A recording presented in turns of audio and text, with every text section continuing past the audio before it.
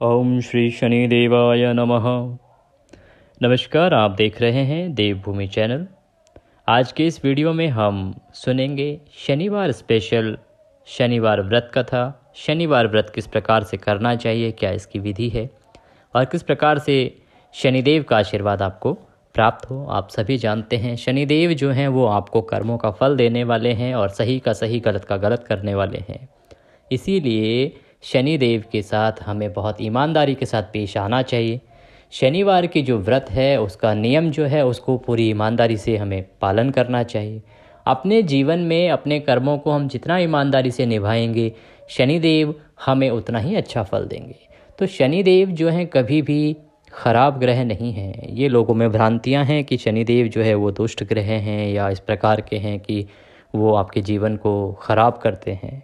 सच्चाई ये है कि शनिदेव ही एक ऐसा ग्रह है जो आपको आपके कर्मों के हिसाब से फल देते हैं।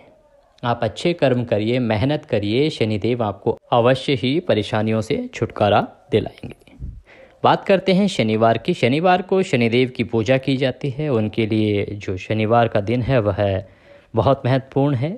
इस दिन शनिदेव की पूजा की जाती है। पूजा में काला तिल, काला वस्त्र, तेल, उड़द शनिदेव को बहुत प्रिय हैं।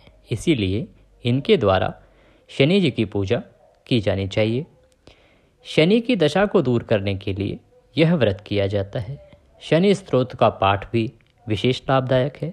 आप शनि चालीसा का पाठ भी कर सकते हैं। सुबह ब्रह्म मुहूर्त में उठें। उठने के बाद अगर ब्रह्म मुहूर्त में नहीं उठ सकते हैं तो सूर्योदय से पहले उठें। स्नान आदि करने के बाद शनिदेव की पूजा के लिए आप अपने घर पे कर सकते हैं पूजा।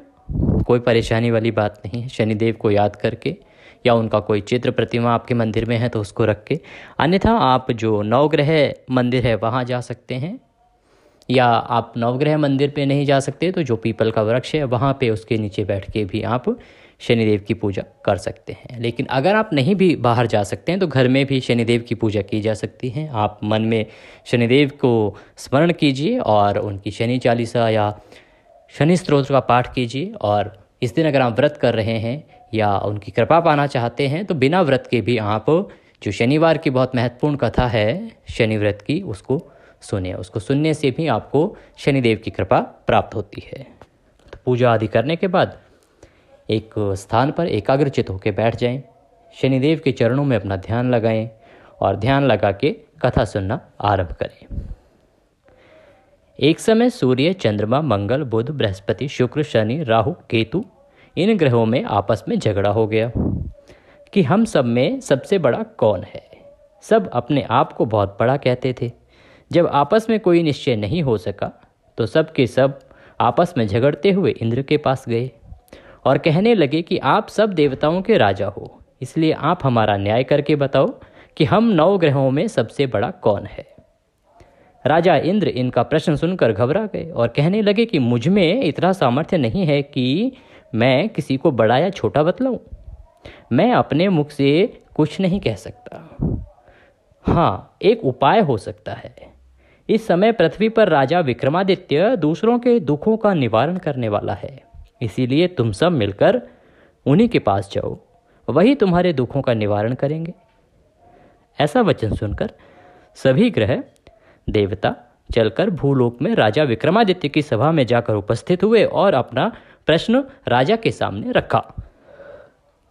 राजा उनकी बात सुनकर बड़ी चिंता में पड़ गए कि मैं अपने मुख से किसको बड़ा और किसको छोटा बतलाऊं। जिसको छोटा बतलाऊंगा वही क्रोध करेगा, परंतु उनका झगड़ा निपटाने के लिए एक उपाय सोचा। उन्होंने सोना, चांदी, कांसा, पीतल, शीशा, रांगा, जस्ता, अभ्रक और लोहा 9 ग्रहों के 9 आसन बनवाए। अब आसनों को क्रम से जैसे सोना सबसे पहले और लोहा सबसे पीछे बिछाए गए। इसके पश्चात राजा ने सब ग्रहों से कहा कि आप सब अपने अपने सिंहासनों पर बैठिए। जिसका आसन सबसे आगे वह सबसे बड़े और जिसका आसन सबसे पीछे वह सबसे छोटे जानिए। क्योंकि लोहा सबसे पीछे था, वह शनिदेव का आसन था, इसीलिए शनिदेव ने समझ लिया कि राजा ने मुझको सबसे छोटा बना दिया है। इस पर शनि को बड़ा क्रोध आया और कहा कि राजा, तू मेरे पराक्रम को नहीं जानता। सूर्य एक राशि पर 1 महीना, चंद्रमा 2.25 महीना, 2 दिन, मंगल 1.5 महीना, बृहस्पति 13 महीने, बुध और शुक्र 1 महीने, परंतु मैं शनि एक राशि पर 2.5 अथवा 7.5 साल तक रहता हूँ। बड़े बड़े देवताओं को भी मैंने भीषण दुख दिया है।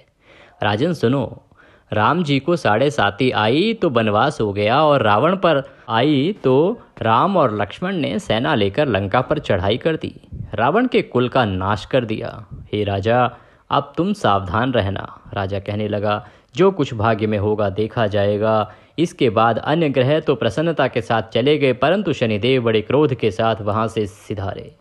कुछ काल व्यतीत हो जाने पर जब राजा को 7.5 की दशा आई तो शनिदेव घोड़ों के सौदागर बनकर अनेक सुंदर घोड़ों सहित राजा की राजधानी में आए। जब राजा ने सौदागर के आने की खबर सुनी तो अश्वपाल को अच्छे अच्छे घोड़े खरीदने की आज्ञा दी। अश्वपाल ऐसी अच्छी नस्ल के घोड़े देखकर उनको मूल्य सुनकर चकित हो गया और तुरंत ही राजा को खबर कर दी। राजा उन घोड़ों को देखकर एक अच्छा सा घोड़ा चुनकर सवारी के लिए चढ़ा। राजा के घोड़े की पीठ पर चढ़ते ही घोड़ा जोर से भागा। घोड़ा बहुत दूर एक जंगल में जाकर राजा को छोड़कर अंतर्ध्यान हो गया। इसके बाद राजा अकेला जंगल में भटकता फिरता रहा। बहुत देर के पश्चात राजा ने भूख और प्यास से दुखी होकर भटकते भटकते एक ग्वाले को देखा। ग्वाले ने राजा को प्यास से व्याकुल देखकर पानी पिलाया। राजा की उंगली में एक अंगूठी थी, उसे निकालकर प्रसन्नता के साथ ग्वाले को दे दी और शहर की ओर चल दिया। राजा शहर में पहुंचकर एक सेठ की दुकान पर जाकर बैठ गया और अपने आप को उज्जैन का रहने वाला तथा अपना नाम वीका बतलाया। सेठ ने उसको कुलीन मनुष्य समझकर जल आदि पिलाया। भाग्यवश उस दिन सेठ की दुकान पर बिक्री बहुत अधिक हुई। तब सेठ ने उसको भाग्यवान पुरुष समझकर भोजन कराने के लिए अपने साथ ले गया। भोजन करते समय राजा ने आश्चर्य की बात देखी कि खूंटी पर हार लटक रहा है और वह खूंटी उसी हार को निगल रही है। भोजन के पश्चात कमरे में आने पर जब सेठ को कमरे में हार न मिला तो सबने यही निश्चय किया कि सिवाय वीका के और कोई इस कमरे में था ही नहीं, अतः अवश्य ही उसी ने हार की चोरी की है। परंतु वीका ने हार लेने से मना कर दिया। इस पर 5-7 आदमी इकट्ठे होकर उसको फौजदार के पास ले गए। फौजदार ने उसको राजा के सामने उपस्थित कर दिया और कहा कि ये आदमी तो भला प्रतीत होता है, चोर मालूम नहीं होता, परंतु सेठ का कहना है कि इसके सिवाय और कोई घर में आया ही नहीं, अवश्य ही इसी ने चोरी की है।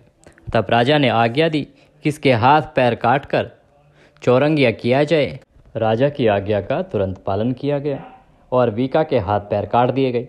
इस प्रकार कुछ काल व्यतीत होने पर एक तेली उसको अपने घर ले गया और कोल्हू पर उसको बिठा दिया। वीका उस पर बैठा हुआ जुबान से बैल हाँकता रहा। शनि की दशा समाप्त हो गई और एक रात को वर्षा ऋतु के समय वह मल्हार राग गाने लगा। उसका गाना सुनकर उस शहर के राजा की कन्या उस राग पर मोहित हो गई और दासी को खबर लेने को भेजा कि शहर में कौन गा रहा है। दासी सारे शहर में फिरती फिरती क्या देखती है कि तेली के घर में चौरंगिया राग गा रहा है। दासी ने महल में आकर राजकुमारी को सब वृतांत सुना दिया।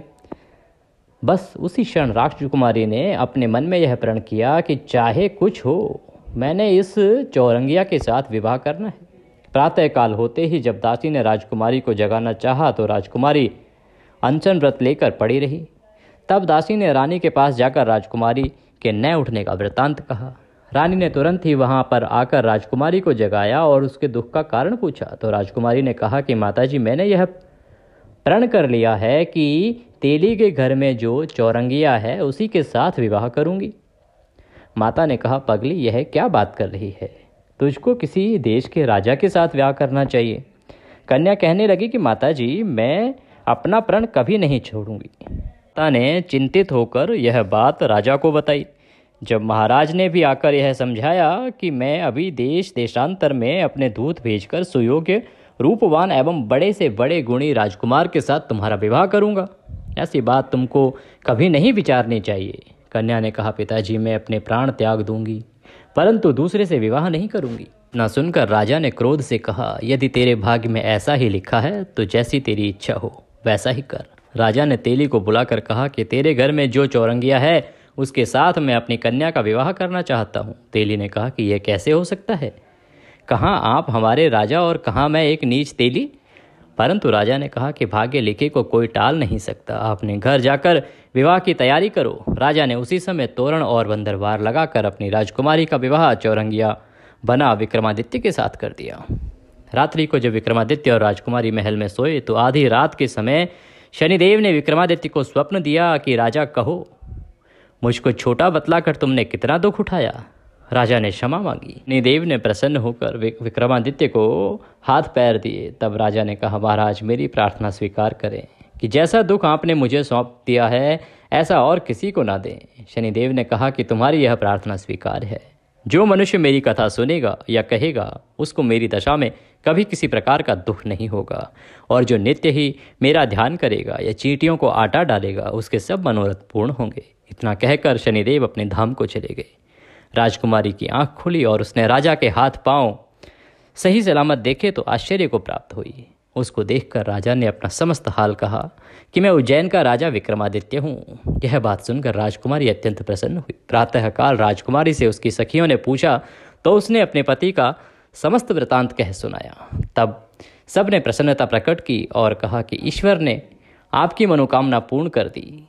जब उस सेठ से यह बात सुनी तो वह विक्रमादित्य के पास आया और राजा विक्रमादित्य के पैरों पर गिरकर क्षमा मांगने लगा कि आप पर मैंने चोरी का झूठा दोष लगाया, अतः आप मुझको जो चाहे दंड दें। राजा ने कहा, मुझ पर शनिदेव का कोप था, इसी कारण यह सब दुख मुझको प्राप्त हुआ है, इसमें तुम्हारी कोई गलती नहीं। तुम अपने घर जाकर अपना कार्य करो। सेठ बोला कि मुझे तभी शांति होगी जब आप मेरे घर चलकर प्रीतिपूर्वक भोजन करोगे। राजा ने कहा कि जैसी आपकी मर्जी वैसा ही मैं करता हूँ। सेठ ने अपने घर जाकर अनेक प्रकार के सुंदर भोजन बनवाए और राजा विक्रमादित्य को प्रीति भोज दिया। जिस समय विक्रमादित्य भोजन कर रहे थे एक अत्यंत आश्चर्य की बात सबको दिखाई दी कि जो खूंटी पहले हार निगल गई थी वह अब हार उगल रही है।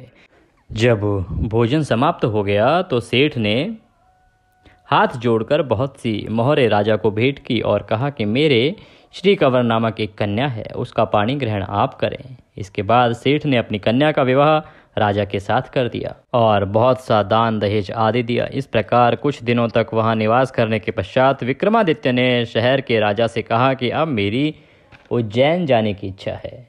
फिर कुछ दिन के बाद विदा लेकर राजकुमारी मनभावनी सेठ की कन्या श्री कंवरी तथा दोनों जगह के दहेज आदि में प्राप्त अनेक दास दासी रथ और पालकियों सहित विक्रमादित्य उज्जैन की तरफ चले। जब शहर के निकट पहुंचे और पूर्ववासियों ने राजा के आने का संवाद सुना तो समस्त उज्जैन की प्रजा अगवानी के लिए आई। तब बड़ी प्रसन्नता से राजा अपने महल में पधारे। सारे शहर में बड़ी भारी उत्सव मनाया गया और रात्रि को दीपमाला की गई। दूसरे दिन राजा ने शहर में यह सूचना कराई कि शनिश्चर देवता सब ग्रहों में सर्वोपरि हैं, मैंने इनको छोटा बतलाया, इसी से मुझको यह दुख प्राप्त हुआ। इस कारण सारे शहर में सदा शनिश्चर की पूजा और कथा होने लगी। राजा और प्रजा अनेक प्रकार के सुख भोगती रही।